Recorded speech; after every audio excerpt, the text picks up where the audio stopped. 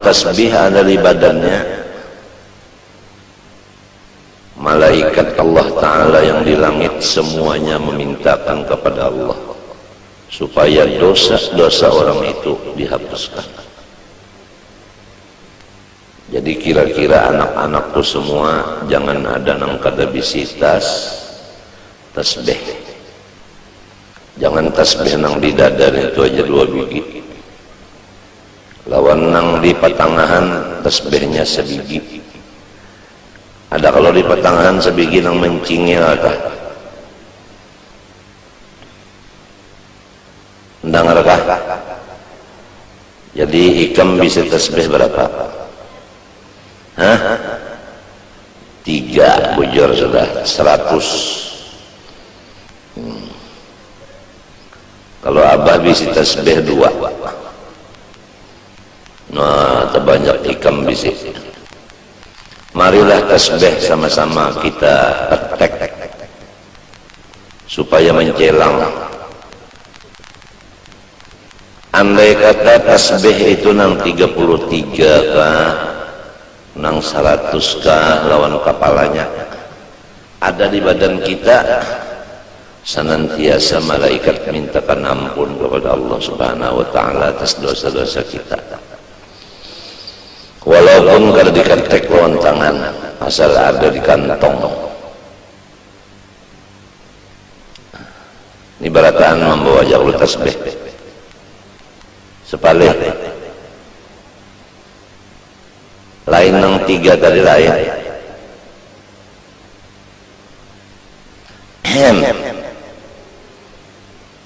Menukar tasbih buntungnya.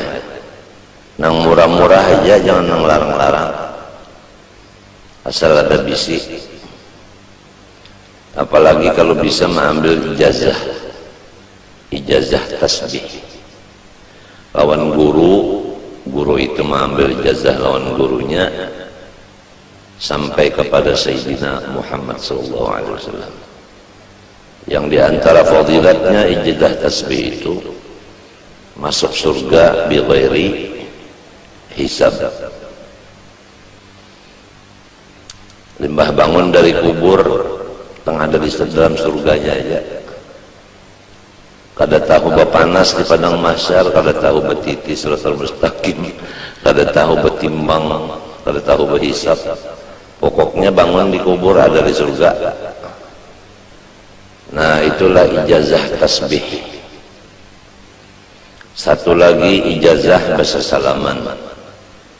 Rasulullah bersabda, siapa bersalaman dengan aku dan sampai hari kiamat, jazah musafahah, saya masuk surga kada berhisab juga.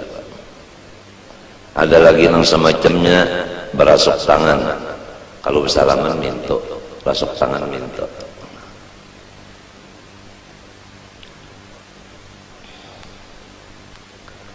Ada lagi itu libasul khirqah. Guru itu memasangkan pakaian yang kesiden diandak di kepala kah, diandak di bahu kah. Nang bakas pakaian guru itu diandak. Atas tasbih nang pakaian guru diandak di tangan. Itu semuanya satu persatu daripada 5 perkara itu adalah tujuannya masuk surga bi ghairi hisab. Dan itu ada silsilahnya dari guru ke guru sampai kepada Rasulullah SAW. Yang kedua, minum kufi selama rasa atau bau kupi masih ada di rongga seseorang, maka malaikat semuanya mintakan kepada Allah supaya dosa orang itu diampuni oleh Allah Subhanahu wa Ta'ala. Jadi kepada anak-anakku yang udah mengambil ijazah bersalaman dan tasbih, hendaklah jangan kada minum kopi sehari semalaman walau sedikit barang minum kopi. Nah, selama kopi itu masih ada di dalam rongga kita, baunya, bekasnya itu, malaikat mintakan ampun segala dosa kita. Yang ketiga terakhir, selama kita duduk di hadapan atau di majelis orang waliullah, selama duduk di situ malaikat semuanya memohon kepada Allah, ampunilah dosa orang itu semuanya. Waliullah ini nang hidup lo nang mati sama,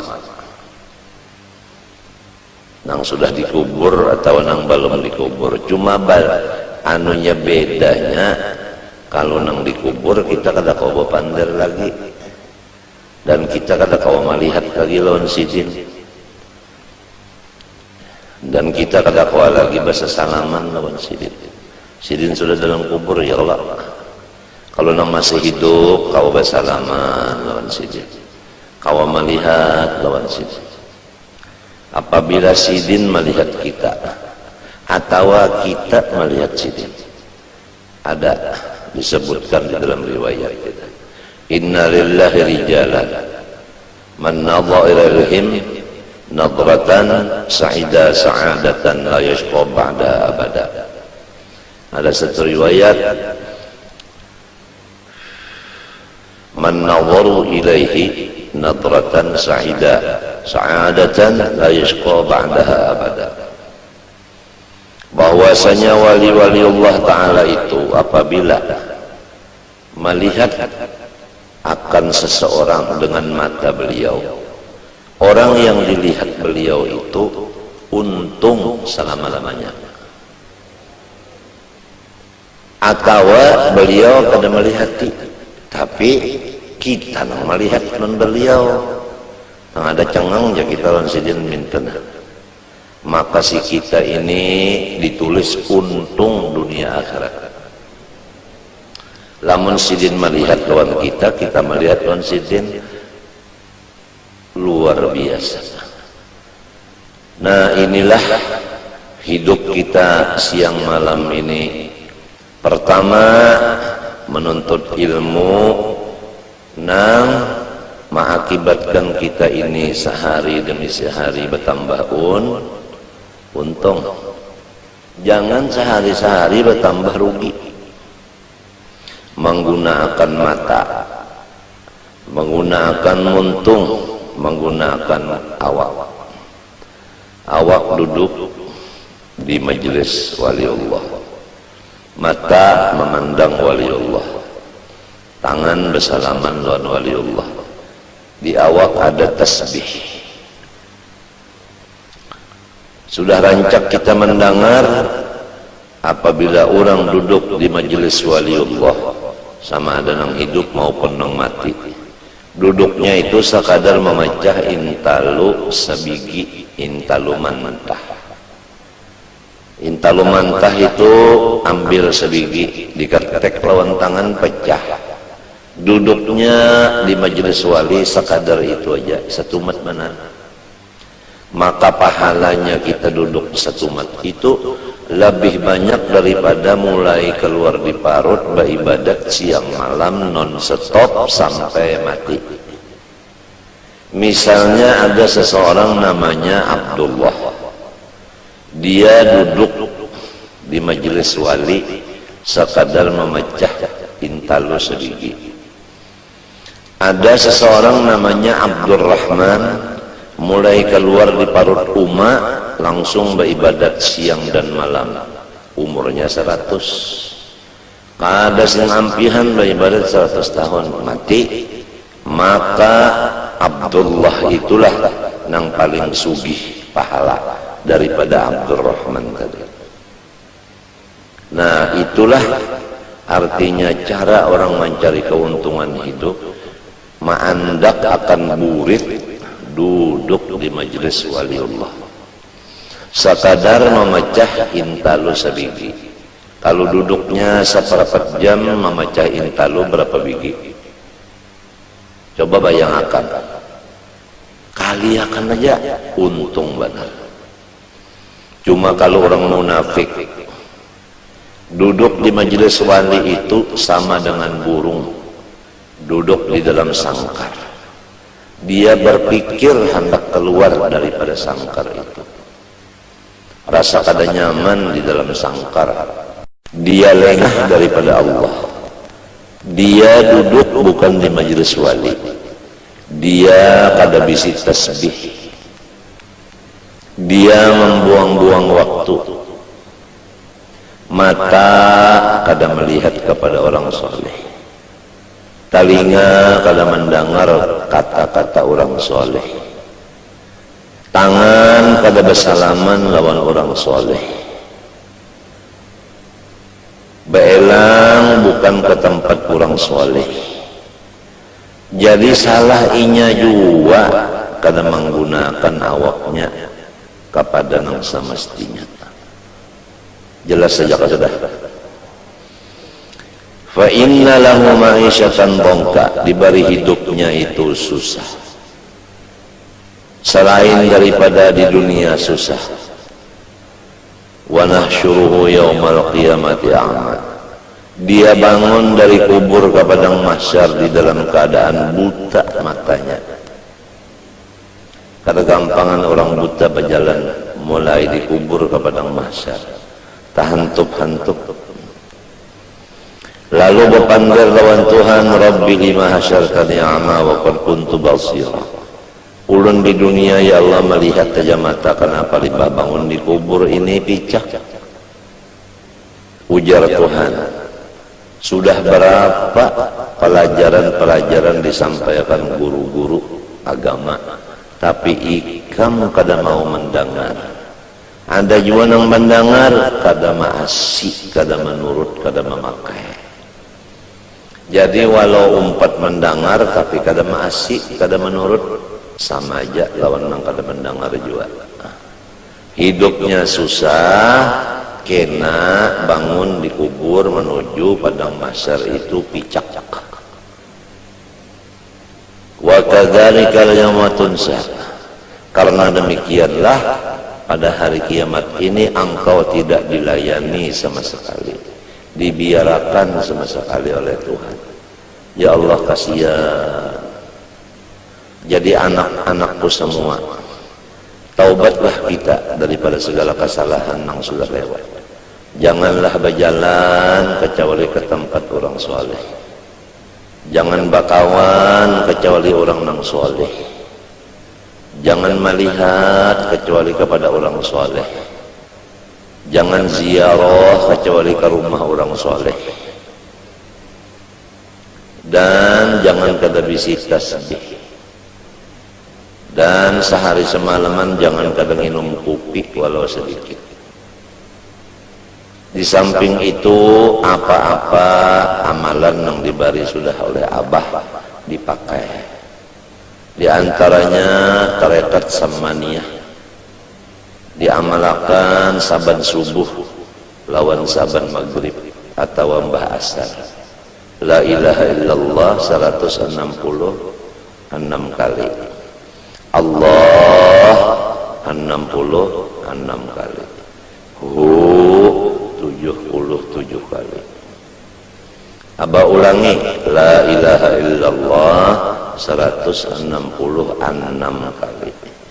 Allah 66 kali. Hu 77 kali. Kemudian membaca wasiat sidin 4 kali berturut-turut. Allahumma ighfir li ummati Sayyidina Muhammad, Allahumma arham ummata Sayyidina Muhammad, Allahumma astur ummata Sayyidina Muhammad, Allahumma jbur ummata Sayyidina Muhammad. Jadi tarekat samaniyahnya itu tadi diamalkan pagi sore, doanya pun 4 berturut-turut, sekurangnya 5 sembahyang subuh aja. Kalau bisa sore pun dibaca juga. Pertama, orang yang mengamalkan 2 macam itu tadi, tarekat samaniyah dan wasiatnya. Pertama diberi ilmu ma'rifat. Yang kedua dimurahkan rezeki yang halal. Mana sugih, mana halal. Hakunlah. Sugih halal pulang. Nomor 3,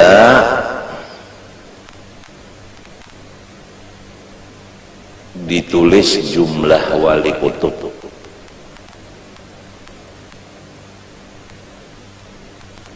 Jadi anak-anakku semuanyaan, barilah waktu limbah subuh, limbah asar atau limbah subuh, limbah maghrib, baca la ilaha illallah 166 kali, Allah 66 kali, 77 kali. Kemudian Allahumma ufir li ummati Sayyidina Muhammad, Allahumma arham ummata Sayyidina Muhammad, Allahumma astur ummata Sayyidina Muhammad, Allahumma jibur ummata Sayyidina Muhammad 4 kali berturut-turut. Tasbih jangan kada bisi, kopi jangan kada minum sedikit barang. Dan yang lebih penting lagi, dirancaki duduk di majelis waliullah. Adab ziarah kepada waliullah jangan tangan 10. Nah, itu harus ada yang dihadiahkan lawan sidin. Itu memang Tuhan yang mengatur. Idza najaitumur rasul faqaddimu baina yaday najwakum shadaqah.